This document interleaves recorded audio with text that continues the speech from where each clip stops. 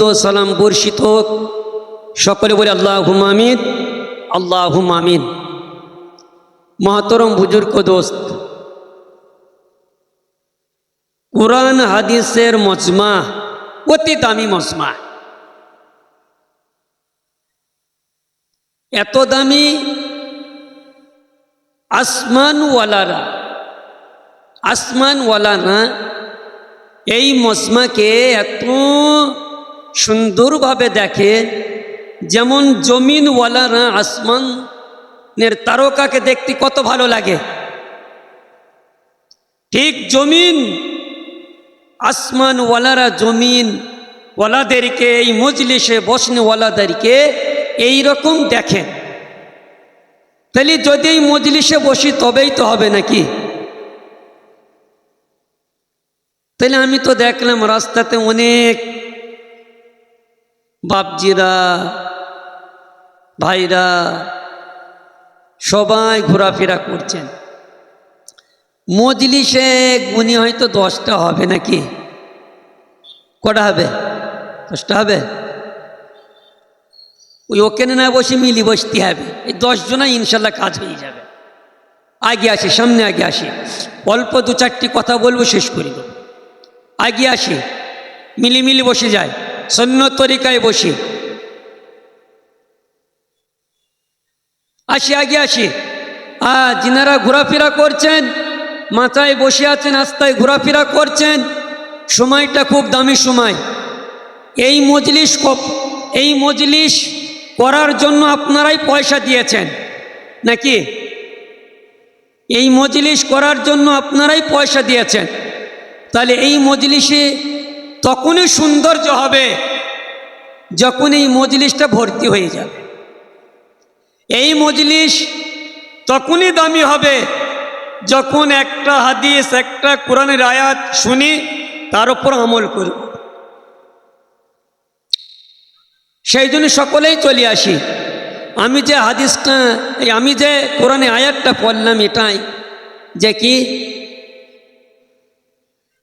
আল্লাহ তাআলা বলছেন, তোমাদেরকে দুনিয়াতে বহুত নিয়ামত দিয়েছি, বেশামার নিয়ামত। যদি নিয়ামত পেয়ে নিয়ামতের শুকরিয়া আদায় করো, নিয়ামতের কদর যদি করো, আমি আল্লাহ তোমাদের কাছে আমার নিয়ামতগুলি বাড়িয়ে দিব। আর যদি তোমরা আমার নিয়ামতের নাশুকরি করো, নিয়ামতের কদর যদি না করো, আমি আল্লাহ তোমাদের কাছ থেকে আমার নিয়ামতগুলি ছিনিয়ে নিয়ে তোমাদের সকল আযাবে গ্রেফতার। আল্লাহ তাআলা আমাদেরকে কত নিয়ামত দিয়েছেন, কোনোদিন ভেবে দেখেছি? বলো তো, আমরা যে বাতাসটা নিয়ে থাকি, অক্সিজেন নিই তো না? নিই তো, বাতাস অক্সিজেন নিয়ে থাকি। বলো তো দেখি, যদি ওই অক্সিজেনটা যদি কাউরির হসপিটাল 2-4 ঘন্টা লাগে, কয়েক হাজার টাকা লাগে না? লাগে গো? লাগে। ওই বাতাসটা, ওই অক্সিজেনটা যদি আমাদেরকে কিনে বাঁচতে হতো, আমরা পারতাম নাকি? সবাই বলুন, পারতাম? বহুত বড় নিয়ামত নাই?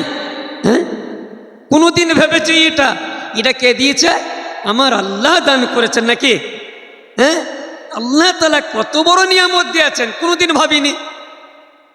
আল্লাহ তাআলা বলছেন যে কি, এই বাতাসটাকে সামান্য সময় কিছুক্ষণ যদি বন্ধ করে দিই, আল্লাহ বন্ধ করে দিল বাতাসটা। এ বাবু বসো। এই বাতাসটা অল্প সময় যদি বন্ধ করে দিই, আমরা সবাই দুনিয়াতে বেঁচে থাকবো নাকি? বেঁচে থাকবো তো নাকি? হ্যাঁ, হুদেন সব শেষ নাকি? ব্যাস। তাহলে আল্লাহ তাআলা কত নিয়ামত দিয়েছেন। আল্লাহ তাআলা বলছেন, তোমরা যে মিঠা পানিটা পান করো, পানিকে পান করি তো নাকি?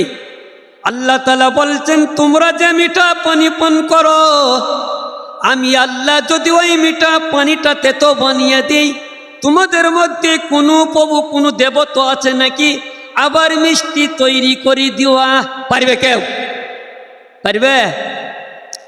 আল্লাহ তাআলা আরো বলছেন, আমি যদি এই রাতকে যদি একাধারে ভাবে রাত করে রেখে দিই, তোমাদের মধ্যে কেউ দিন নেওয়ার ক্ষমতা আছে নাকি? পারবে? যদি আমি একাধারে ভাবে যদি দিন করেই রেখে দিই, আর কেউ রাত নিয়ে আসতে পারবে নাকি? কেউ পারবে গো? কেউ পারবে না, আল্লাহ পারবে। কার ক্ষমতা? আল্লাহর ক্ষমতা এগুলি। আল্লাহ তাআলা আরো বলেন, জমিনে তোমরা যে বীজটা গোপন করে চলে আসো, জমিনে আমরা বীজ ফেলি রাখি না? ওই বীজটা যখন তোমরা ফেলো জমিনে, সেই মাটিটা শক্ত না নরম বলো? শক্ত না নরম? শক্ত নাকি? মাটি শক্ত তো, যদি কাউকে একটা ঢালা মারা যায় তার মানে লাগবে না? লাগবে? লাগবে তো নাকি? লাগবে। আল্লাহ তাআলা বলছেন, ওই জমিনে তোমরা যে বীজটা ফেলি রেখে চলে আসো, আমি আল্লাহ অঙ্কুর দিই না, তোমরা দাও বলো দেখি। কে দেয় অঙ্কুর? কে দেয়? আল্লাহ দেয়। শক্ত মাটির ভেতর থেকে নরম একটা অঙ্কুর আল্লাহ কিভাবে বার করালেন? কিভাবে বার আল্লাহ দিলেন? ভাবতে পেরেছি কোন সময়? কোনোদিন ভাবিনি। আল্লাহ তাআলা বলছেন, আমি আল্লাহ যাকে চাই তাকে পুত্র সন্তান দিই। কে বলছেন? আল্লাহ বলছেন, আমি যাকে চাই তাকে কন্যা সন্তান দিই। আমি আল্লাহ যাকে চাই তাকে কন্যাও দিই, পুত্রও দিই। আমি আল্লাহ যাকে চাই তাকে কিছুই দিইনি। কাদান কাদান গো আল্লাহ। এই আল্লাহ পাক বহুত নিয়ামত আল্লাহ পাক দিয়েছেন, সেইগুলি ভাবা, এইগুলি চিন্তা করা, আদেও ভাবিনি, আদেও চিন্তাও করিনি। আল্লাহ পাক আমাদেরকে চলার ক্ষমতা দিয়েছেন। কে দিয়েছেন এটা? এই চোখটা কে দিয়েছেন? আল্লাহ দিয়েছেন। চোখটা যদি পেছনে দিতেন আমার আল্লাহ পারতেন না দিতে? বলেন, পারতেন তো নাকি? তাহলে যদি পেছনে দিতেন কি অবস্থা হতো বলো এবার? পেছন পিটি হাঁটতে হয়তো, ভালো হতো তো।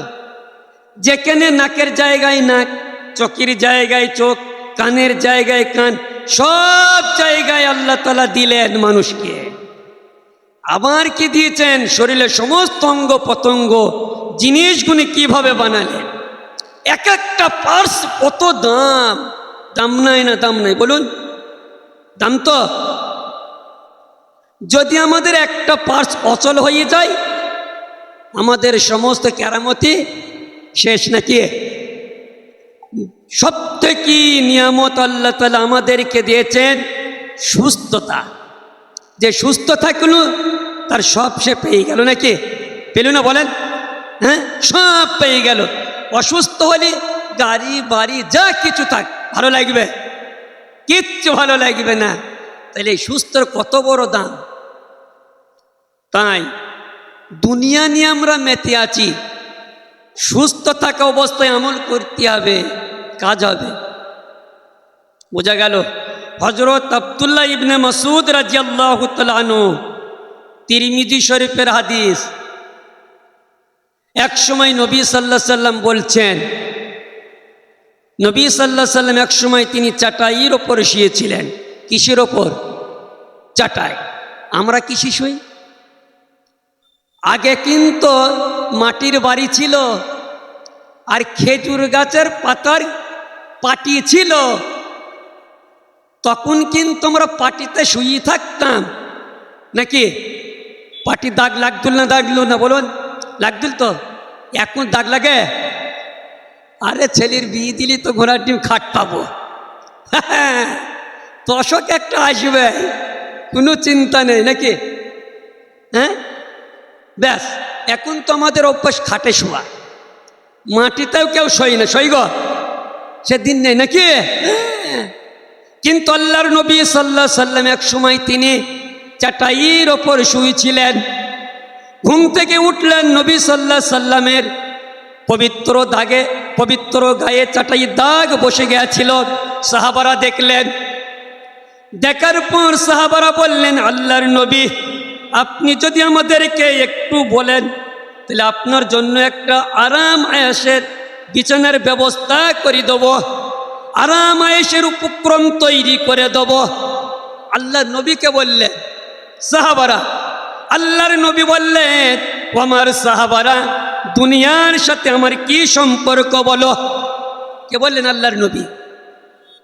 তখন উদাহরণ দিলেন আল্লাহর নবী, ও আমার সাহাবারা, দুনিয়ার সাথে আমার উদাহরণ তো এইরূপ, একটা পরদেশি মুসাফির পথ চলতে চলতে একটা পথের বৃক্ষের নিচে ছায়ার জন্য অল্প সময়ে বসে পড়ে, আবার সে ত্যাগ করে চলতে শুরু করে। অর্থাৎ দুনিয়াটা আমাদের জন্য, অর্থাৎ দুনিয়াটা আমাদের জন্য একটা পথের বৃক্ষের মতন, যার নিচে কোনো মুসাফির অল্প সময় বসে যায়, আবার সে ত্যাগ করে চলতে শুরু করে। নাকি দুনিয়াটা তাই তো আমাদের জন্য? হ্যাঁ, দুনিয়াটা তাই তো নাকি? আল্লাহর নবী বললেন, এটাই দুনিয়াতে যে আসলেন সে আখিরাতের দিকে আগিয়ে চলল। বুঝবেন ভালো করে, আল্লাহর নবী বললেন, দুনিয়াতে যে আসলো সে আখিরাতের দিকে আগিয়ে চলল, সেখানে তার মঞ্জিল। মঞ্জিলটা কোথায়? আসল মঞ্জিল আখিরাত। দুনিয়াতে যে আসলো সে আখিরাতের দিকে আগিয়ে চলল, সেখানে তার মঞ্জিল। ও আমার সাহাবারা, মঞ্জিলে মকসুদে পৌঁছাবার আগেই যদি কেউ আরামে লিপ্ত হয়ে যায়, তাহলে মঞ্জিলে মকসুদে পৌঁছাবে কি করি বলো দেখি? তাহলে দুনিয়াটা আরামের জায়গা। আবার বললেন, যদি কেউ মঞ্জিলে মকসুদে পৌঁছাবার আগেই যদি কেউ আরামে লিপ্ত হয়ে যায়, এটা জ্ঞানী লোকের পরিচয় নয়। দেখি গো, হ্যাঁ, আদেও নাই। তাহলে আখিরাত আসল মঞ্জিল, তাহলে মঞ্জিলে মকসুদে পৌঁছাতে হবে। দুনিয়াটা আরামের জায়গা? বলুন এবার, আরামের জায়গা নাই। আয়েশা রাদিয়াল্লাহু তাআলা আনহা বললেন,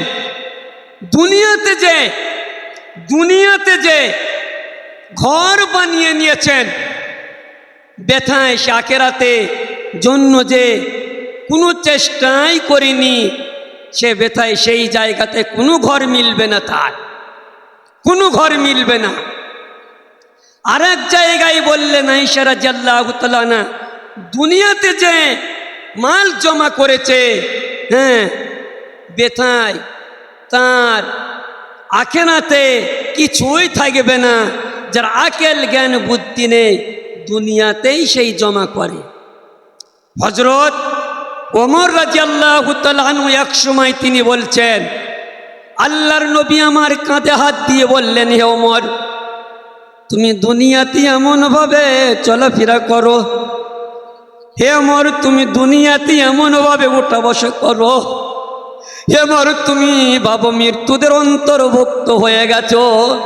কে বললেন?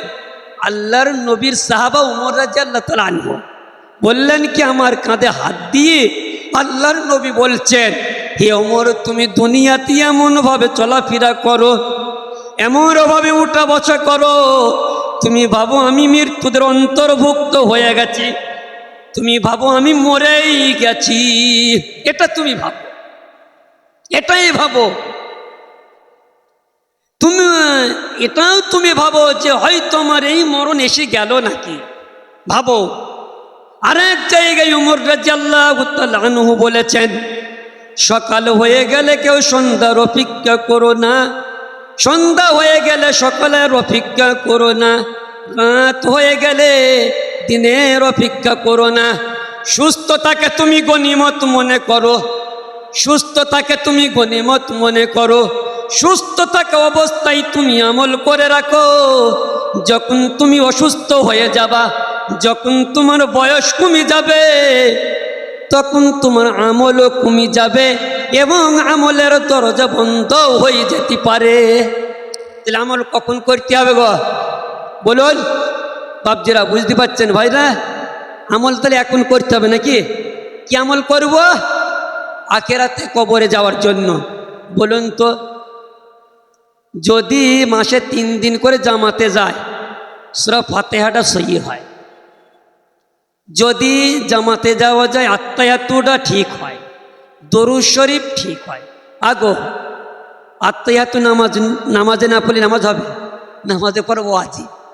তাহলে আমরা কি শিখছি বলো? সূরা ফাতিহা পড়াটা ওয়াজিব, কি কিরাত পড়াটা ফরজ, কি উকু করা সেজদা করা কেমনভাবে করতে হবে এখন জানতে হবে, বুঝলেন? শিখা দরকার। কোথায় কি শিখবো? কারখানা কোথায়? কোথায় কারখানা? আজ আমি যখন কবরে চলে যাব, হায় যখন চলে যাব কলমাটা শুদ্ধ থাকবে না, সহি থাকবে না, আমার কি হাল হবে, কি অবস্থা হবে? কোনোদিন ভেবেছি? কোনোদিন ভেবেছি? জলসা দিচ্ছেন আলহামদুলিল্লাহ, ভালো, খুবই ভালো, সূরা ফাতিহাটা সহি হবে, এটার জন্যে কোনোদিন ভেবেছি আমরা? বলুন, কোনোদিন ভেবেছি? হ্যাঁ, কোনোদিন ভাবেনি। আত্মায়াতুটা দরুদ শরীফটা সহি হবে, আমার ছেলে সুদিরে যাক না, এক চিল্লা দিয়ে পাঠায় 1000 টাকা খরচ, জলসাতে 500 টাকা 1000 টাকা চাঁদা দিতে পারি। আমার ছেলেকে যদি একটা মাস চিল্লাই পাঠায়, সুদিরে যাবে, নামাজ তেনি যাবে, মা বাপের হক বুঝতে পারবে, ব্যাস কাজ হয়ে যাবে। সাথী করবো তো ইনশাল্লাহ নাকি? এগুলি করবো ইনশাল্লাহ নাকি? দেখেন আপনাদের মতন অনেক বয়স্ক আমার সাথে জামাতে যায়, অনেক বয়স্ক, জানেন তাদের সূরা কিরাতুস ঠিক নেই। আমাদের এইসব গ্রামের লোকে সবাই মনে ঠিক আছে নাকি? আমার মনে সবাই ঠিক আছে নাকি? হ্যাঁ, কিন্তু আমার সঙ্গে যারা যায় না তাদের কেন তো আদেও ঠিক নেই। আমি একদিন একটা মুরব্বীকে বলছি, ভাবছি তুমি বিসমিল্লাহটা বলো দিনই, বিসমিল্লাহির রহমানির রহিম। সে বলছে বিসমিল্লাহির রহমানির রহিম। ভালো হলো তো? তাহলে এইটা যদি সে বলে, তাহলে আমাদের মতন এই গ্রামে মনে এইরকম লোক নেই বলার আছে গো? আছে বন্ধু? যদি এই সব নিয়ে কবরে যায় তাহলে কি অবস্থা, কি হাল হবে বলো? এরা ভাবে, একটু চিন্তা করি কোন জায়গায় মানুষ শুধরাবে, কোন জায়গায় মানুষ হিদায়াত পাবে, একটু লক্ষ্য করি, একটু ভাবি, জায়গাটা বুঝি, চিনি। আজকে মাসে 3 দিন যায়, মসজিদে তালিমে বসি, বাড়িতে তালিম করি, বাড়িতে এখন মোবাইল তালিম চলছে নাকি? এটা তো সবাই দেখে না, দেখে না, ছোট থেকে নিয়ে বয়স্ক বৃদ্ধ সবাই নাকি? কিন্তু আসল তালিমটা আমার ছেলেদের শুধরাবে সেটা নেই, আদেও নেই। তাহলে কি হবে আমাদের, কি অবস্থা বলুন? তা আমরা সবাই ইনশাল্লাহ শিখার চেষ্টা করব ইনশাল্লাহ নাকি?